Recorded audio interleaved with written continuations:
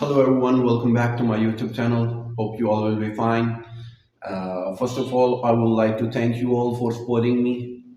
And if you are new to my channel, please subscribe to my channel. And I request you to watch the full video.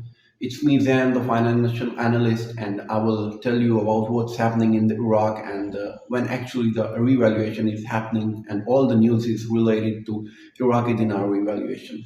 So, without wasting our time, let's start the video. The Iraqi Prime Minister Mohammed Shia al-Sudani met on Tuesday with the chairman of Stellar Energy, Peter Gibson, in Washington, D.C. to discuss electricity projects in Iraq.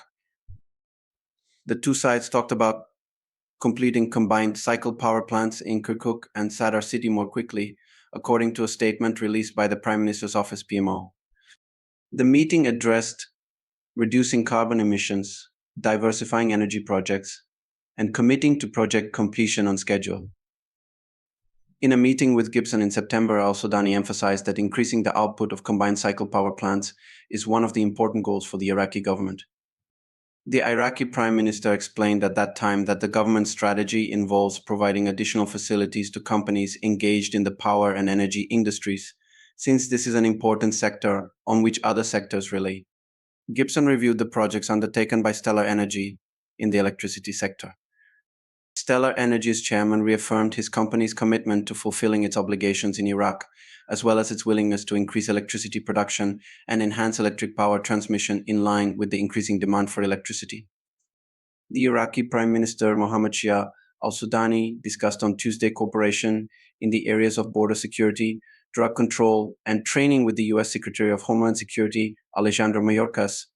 The meeting took place in Washington, D.C., as the Iraqi Prime Minister is paying an official visit to the United States, where he met with the US President Joe Biden and other senior officials, including the Secretary of State Antony Blinken and the Secretary of Defense Lloyd Austin.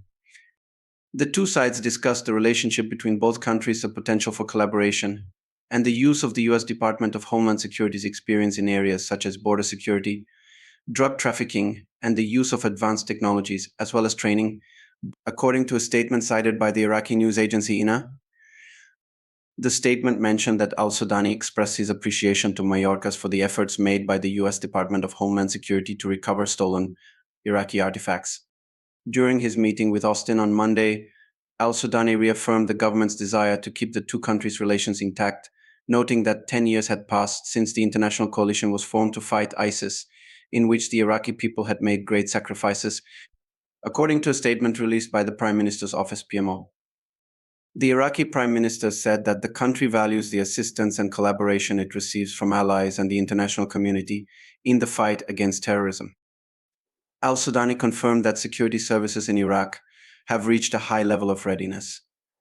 He also emphasized the beginning of work toward a partnership through the Higher Coordinating Committee, HCC, to assess the country's military situation and ISIS risks, as well as the security services' capacity to produce recommendations about when the international coalition's mission should come to an end.